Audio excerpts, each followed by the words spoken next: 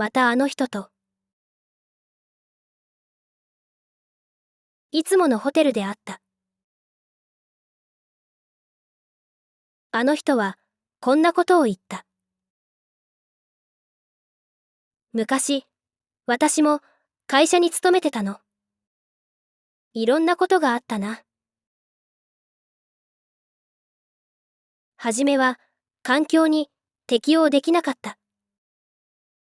周囲に迷惑をかけたことに、罪悪感を感じたり、人と比較され、自分が劣っている部分を指摘され、無力感を感じたり、いろんなことが、自分の思い通りにはいかなくて、周囲から取り残されている。そんな風に思った。他人を信用できなくて、自分も信用できなくて、そのことに抵抗できない。そう思った。でも落ち着いて、周りをよく見ると、私にも味方がいた。励ましてくれる人がいたし、困った時は、力を貸してくれる人もいた。わからないことをどうすればいいか、教えてくれる人もいた。誰かの、ちょっとした親切や優しさが、心を軽くしてくれた。世の中には敵もいる。でも味方がいれば、自分を敵から守ってくれる。味方と一緒にいれば安心できる。その人たちのことを私は今も大切に思っている。人間は皆同じ人を求める。誰とでもうまくいくわけではない。気の合わない他人もいる。自分が相手に嫌がられることもある。中には敵もいる。こちらを攻撃することが相手の利益になる。そういう場合もある。それでも人は人を求める。誰にでも友達がいて、仲間がいて、恋人がいる。主人は私の味方だった。そして彼は魅力があって、私とは違う。何か特別なものを持っていた。でも彼は変わってしまった。そして多分、私も変わった。今の私には敵も味方もいない。今の私は一りぼっち。俺は言った。俺は違う。俺は一人じゃない。俺にはあなたがいる。それは綺麗事なんかじゃない。俺の本心だった。あの人は俺の顔を覗き込み。そう。と言って、笑った。そういえば、川上さんも言っていた。人間は一人では生きていけない。他人が必要だ。俺もきっとその通りなんだと思う。今の俺にはあの人や杉原がいる。あの人は俺に不安を忘れさせてくれる。あの人の優しさが俺の心を救ってくれる。杉原は俺に教えてくれる。不安なのはお前だけじゃない。そんな奴は世の中には大勢いる。それが世の中っていうものなんだ。俺だってお前と同じさ。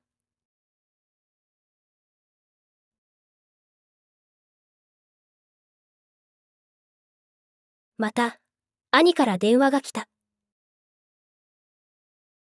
魚釣りに行くから付き合えと言い出した。俺の知る限り兄は魚釣りに興味を持ったことなんてない。もちろんやったことなんてないはずだ。兄は先日こんなことを言っていた。脱サラしてどこか遠くに行きたい。海のあるところ。釣りをして魚を釣って野菜や芋を育てて鶏に卵を産ませて自給自足で生活できたらいいのにな。兄はあの話を実行しようとしているらしかった。兄と釣りなんてしたくなかった。でも俺は断らなかった。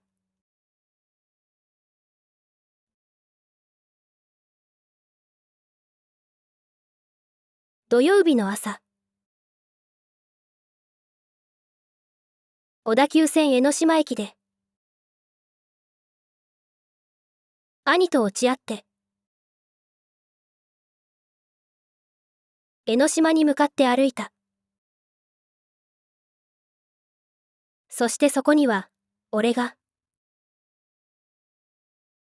思いもよらなかったものがあった。俺はめったに海に来ることなんてない。海上というのは障害物が何一つない。だから恐ろしく遠くの方まで見渡せる。その見渡した先に何があるのかといえば、よく晴れた青い空だけがある。その風景が俺の心の中にある嫌なものを洗い流してくれるような気がした。俺の情けない心、俺のやり場のない心、俺の不安な心、釣り場の江ノ島の防波堤に到着すると、兄が俺に、いろいろと説明した。釣り竿にリールをつけて、釣り糸を竿のガイドに通して、糸の先に、釣り針や浮きや重りをつけて、餌を釣り針につけて、その他にも何やかや。一応、真面目に聞いておいたが。でも釣り道具のことも、魚のことも、俺はどうでもよかった。俺はただ、目の前に広がる。美しい海に目を奪われていた。兄は2本用意してきた。釣り竿の1本を俺にくれた。仕掛けやリールは兄が背負っていた。リュックサックの中に入っていた。その後、長い間、釣り糸を海の海面に垂れていたが、魚はなかなか釣れなかった。自分が誘った手前もあって、兄は俺に気を使って、あれやこれやと話しかけた。天気が良くてよかったな。大学は楽しいか。魚、釣れるといいな。俺は言った。たまには海っていうのもいいものだな。そうか。と言って兄は笑った。俺が気を悪くしていないことに。兄は安心したようだった。しばらくして俺はこんなことを言ってみた。会社の方はどうなんだ？うまくいってるのか？しかしなぜか兄は答えなかった。兄の方を見ると寂しそうな、ちょっと悲しそうな顔をしていた。失敗したと俺は思った。どうもそれは聞いてはいけないことのようだった。やがて兄は言った。会社ではちょっと嫌なことがあった。兄は言った。うちの主任がちょっとおかしくなってな。入院したんだ。精神疾患なんだってさ。俺は思った。兄の心には傷がある。兄は会社が嫌なんだと思う。でも我慢している。なぜこんなことを毎日毎日繰り返す。でもその状況をどうにもできない。そう感じるたびに兄の心には傷がつく。人間の心には傷がつく。その傷が溜まって、やがて心が耐えられなくなったとき、人間はきっと、どこかおかしくなる。メンタルヘルスという言葉がある。心の健康という意味だ。その健康に問題が起きたとき、メンタルクリニックという病院もある。そこに助けを求める人たちが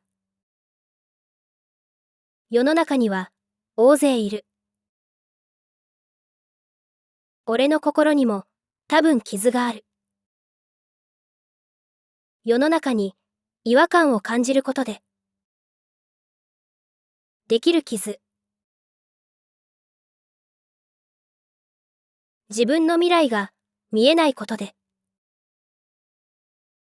できる傷。あの人には旦那さんがいて、決して俺のものにはなってくれないことでできる傷。そんな傷が俺の心にも日々溜まっていく。心の傷というのは外から見ることはできない。小さい傷なのか大きい傷なのか、少しあるだけなのかもしれないし、たくさんあるのかもしれないし、治りかけた傷なのか、なかなか治らない傷なのか、それは誰にも本人にさえわからないことかもしれない。俺は言った。兄貴、この前言ってたろ。脱サラしてどこか遠くに行きたい。兄は言った。俺にそんなことができるわけないだろ。わかってるよ、そんなことは。仕事してるとさ、いろんなことがある。嫌なことがさ。でも、言われるんだ。仕事から逃げるな。現実から逃げるな。厳しさから逃げるな。でも、人間の心っていうのはさ、逃げ出したいと思うものなんだよ。それならそれで、いいんじゃないのかと兄が言った。それまで見えなかった。現実ってもんが見える。その時、寂しさを感じることがある。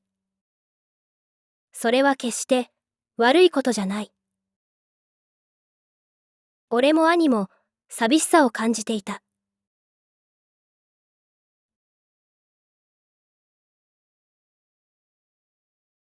もう夕方になっていた。兄の竿に引きがあって、小さな魚が一匹釣れた。持って帰っても仕方がないから。海に返した。でもその魚は、俺たち兄弟にとって、小さな希望だった。再生リスト15に続きます。